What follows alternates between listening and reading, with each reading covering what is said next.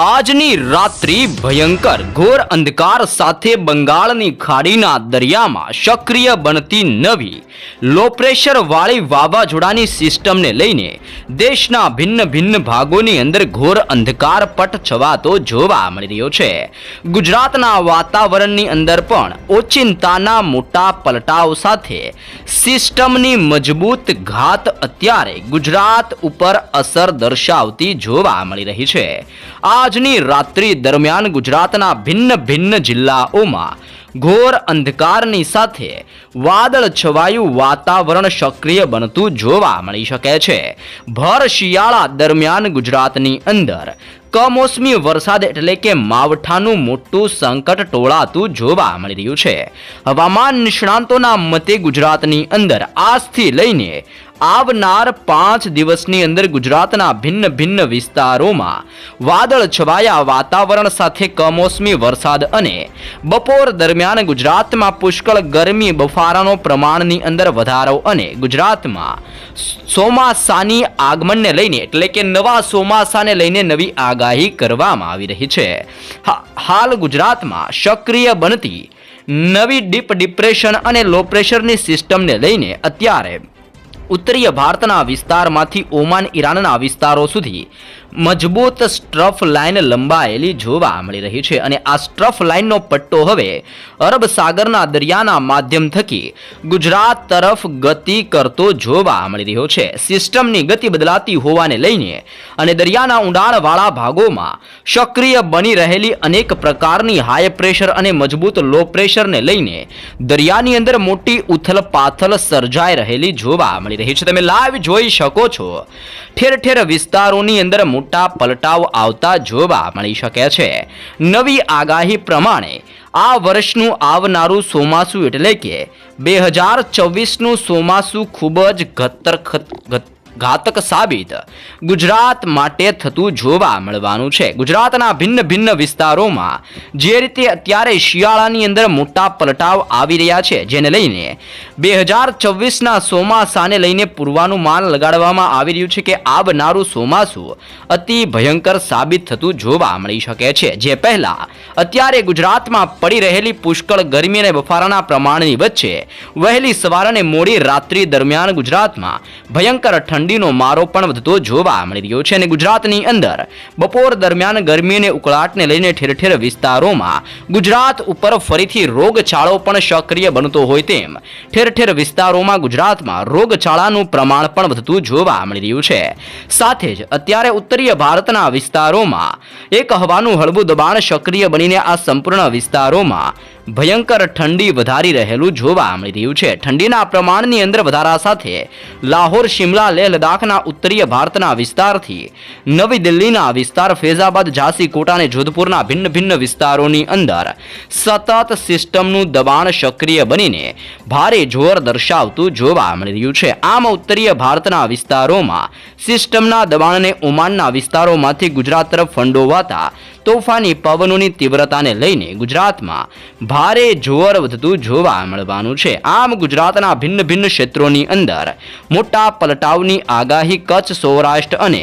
દક્ષિણી ગુજરાતના વિસ્તારોમાં આજની રાત્રિથી મોટા પલટાવની આગાહી કરવામાં આવી રહી છે। તમે જોઈ શકો છો ઉત્તરીય ભારતના સંપૂર્ણ વિસ્તારોમાં ઘોર અંધકારની સાથે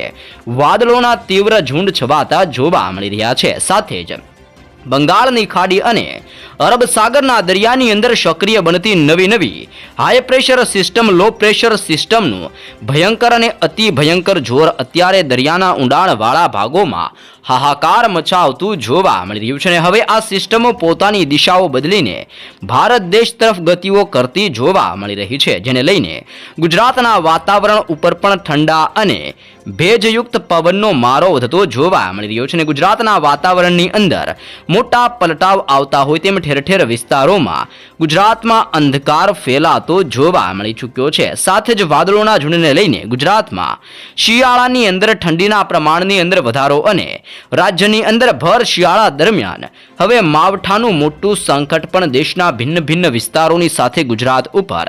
ફરીથી સંકટ વધતું જોવા મળી રહ્યું છે। સિસ્ટમનો ઘાતનો છેડો અત્યારે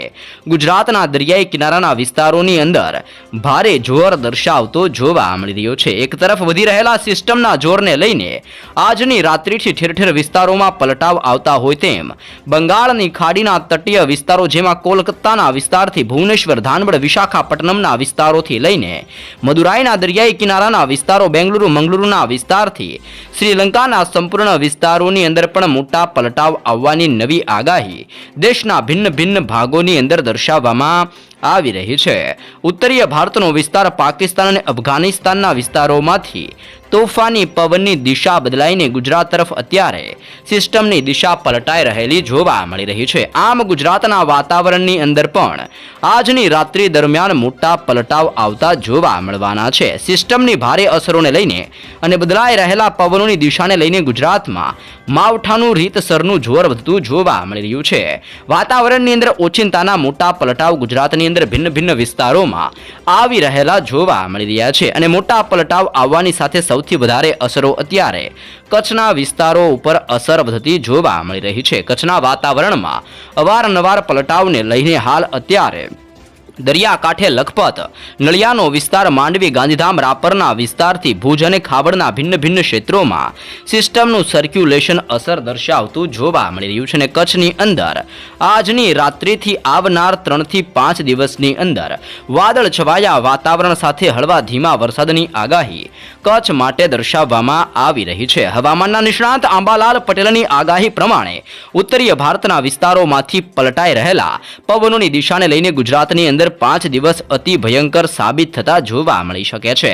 વાતાવરણની અંદર ઓચિંતાના મોટા પલટાવ આવવાની આગાહી ગુજરાતના ભિન્ન ભિન્ન ક્ષેત્રો માટે દર્શાવવામાં આવી રહી છે અને મોટા પલટાવને લઈને હાલ સૌરાષ્ટ્રના દરિયાઈ કિનારાના વિસ્તારોની અંદર પણ સિસ્ટમનું ભારે જોર વધી રહેલું જોવા મળી રહ્યું છે. આમ સિસ્ટમના જોરને લઈને દરિયાઈ કાંઠાની અંદર ભાવનગર, બોટાદ, જસદણ, ગોંડલ, જૂનાગઢથી લઈને અમરેલી, અલંગના વિસ્તારથી મહુવાના દરિયાઈ કાંઠાના વિસ્તારોમાં, ઉનાના વિસ્તારથી વેરાવળ અને પોરબંદરના ભિન્ન ભિન્ન ક્ષેત્રોની અંદર સાથે જ દેવભૂમિ, દ્વારકા, સલાયા, જામનગર, ભાનવડ, રાજકોટ, મોરબી, સુરેન્દ્રનગર, ગોંડલના વિસ્તારથી જસદણના વિસ્તારોમાં મોટા પલટાવ આવતા હોય તેમ સૌરાષ્ટ્રની અંદર અત્યારે 19 ડિગ્રીથી લઈને 20 ડિગ્રી, 21 ડિગ્રી અને 23 ડિગ્રી સેલ્સિયસ ઠંડીનું મોજું ગુજરાતના ભિન્ન ભિન્ન વિસ્તારોમાં અસર દર્શાવતું હોય તેમ સૌરાષ્ટ્રના દરિયાઈ કાંઠાના તટીય વિસ્તારોની અંદર ઠંડા અને ભેજયુક્ત પવનની દિશાની અંદર પલટાવ આવવાની સાથે સંપૂર્ણ સૌરાષ્ટ્રના વિસ્તારોમાં ઠંડીનું મોજું ભારે જોર દર્શાવી રહેલું જોવા મળી રહ્યું છે. તે જ રીતે દક્ષિણીય ગુજરાતના વિસ્તારોની અંદર પણ ભેજના પ્રમાણમાં મોટા પાયે વધારો થતો જોવા મળી રહ્યો છે અને સિસ્ટમની હલચલોને લઈને હાલ અત્યારે વલસાડના દરિયાઈ કિનારાના વિસ્તારોથી લઈને આહવાનો વિસ્તાર, વ્યારાના પંથકથી સુરતના જિલ્લાની અંદર, તે જ રીતે ભરૂચના જિલ્લાથી નર્મદા, રાજપીપળાથી લઈને આમોદના વિસ્તારોની અંદર,